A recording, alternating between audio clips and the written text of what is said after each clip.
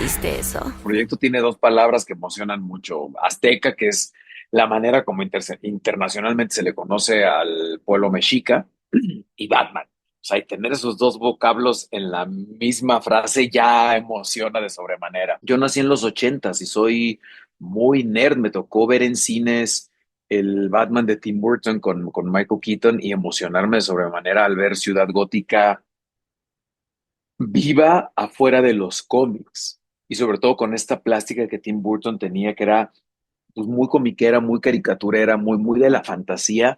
Me emocionaba mucho y ahora tener la posibilidad de hacerlo con México Tenochtitlan como trasfondo y no Ciudad Gótica. Creo que era una cosa que me emocionaba todavía aún más, como poder reinterpretar la historia, parte de la historia de México a partir de la fantasía y la ficción, y que de alguna manera eso nos lleve a volver a abrazar nuestras propias culturas y nuestras propias raíces. Evidentemente, es una ficción fantástica, no es un documental, no se pretende tener un rigor histórico total porque es una ficción fantástica, pero sí creo que a partir de una ficción fantástica nos puede llevar a revisitar nuestra propia historia y a sacar nuestras propias conclusiones sobre el peso de esa historia en el presente. Sí, el sacrificio. No puedes enfrentarlo sin la protección del dios Sol. Lo primero es el juego vocal, pensando en la caricatura del Batman oscuro y profundo, que inclusive va desde el Lego, de Batman Lego, que es como la caricaturización más exagerada de este Batman que habla así, que casi no se le entiende, que es muy divertido en la caricatura de Batman Lego, a pues un Batman más jocoso y divertido como era lo que hacía Adam West. Empezamos a explorar como un poco ese carácter de Batman y luego fue ante las indicaciones de Juan Mesa, el director, es de Batman es joven, este Yowali Coatl es muy joven, probablemente es más joven inclusive que el Batman de Robert Pattinson. Evidentemente él también está encontrando su voz de adulto y está encontrándose a sí mismo como un adulto al mismo tiempo que estaba abrazando al superhéroe.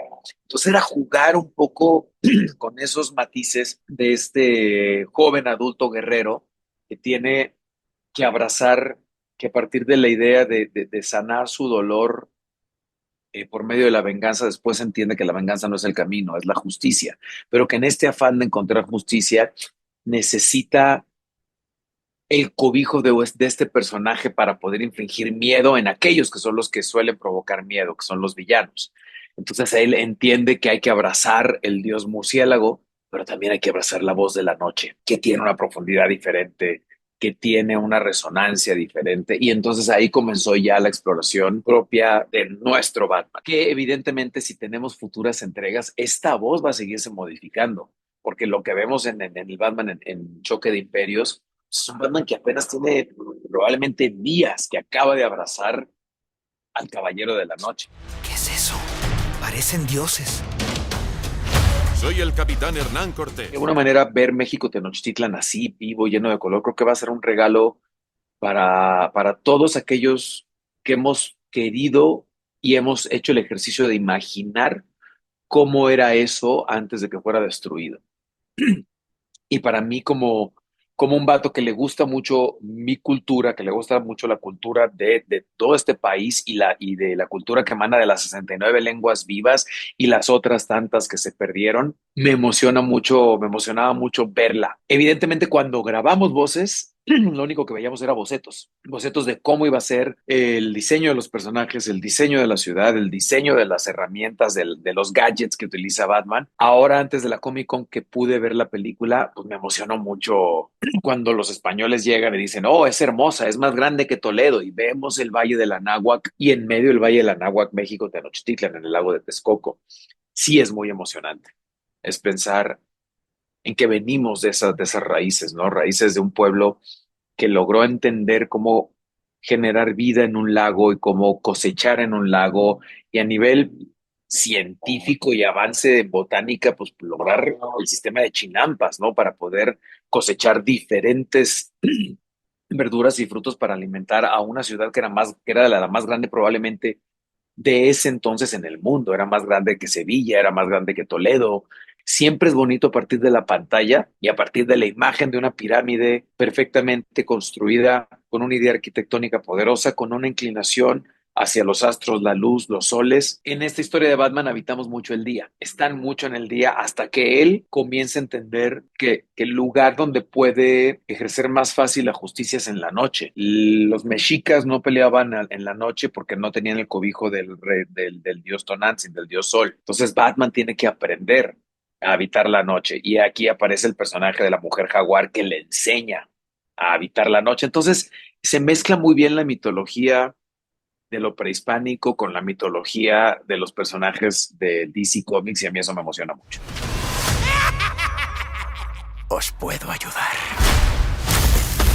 Justo en la Comic Con, cuando mezclas un personaje tan icónico como Batman con el México prehispánico, que está llena de color, de diseño, de cosas visualmente muy poderosas y muy potentes, la gente se emociona. Entonces sí, justo cuando estaba en la Comic Con y subo al panel y me mando a hacer el casco, que además ya visto, así que el casco con las plumas y con todo lo que diseñé para ese día, se veía súper chulo.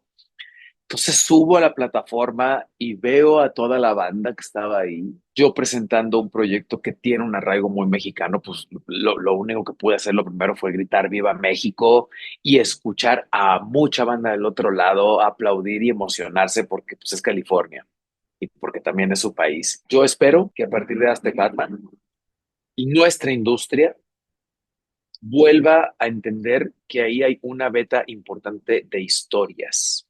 Historias que seguramente van a conectar con el público y que seguramente van a emocionar. Tenemos reglas estrictas que lo prohíben. Lo entiendo. La polémica que ha generado Aztec Batman sobre si es hispanofóbica o si es anti-imperio español, bla, bla, bla, bla, bla, bla. Lo más interesante de todo es que nos está permitiendo dialogar. Estamos hablando de eso. A ver, ¿por qué la ves hispanofóbica? Por esto. Yo te voy a decir por qué no la veo hispanofóbica y es por esto. Y eso va a generar como pues, líneas de entendimiento y va a aperturar un tema que es necesario hablar. Solo hablando de lo que sucedió en México después de la caída del Imperio Mexica y que inicia la colonización, hubo un sistema de castas. Y en el sistema de castas nos dividieron a los individuos que habitaban en ese entonces de mayor a menor valor dependiendo tu procedencia, origen y el tono y las tonalidades de tu piel. Eso de alguna manera es el padre, madre y abuelo de lo que es el racismo hoy en día. Traer el pasado al presente nos ayuda a nosotros, los llamados mestizos, a apropiarnos de nosotros mismos y también nos permite tener una conciencia de todas aquellas individuos, hombres y mujeres que hoy en día siguen manteniendo su legado vivo.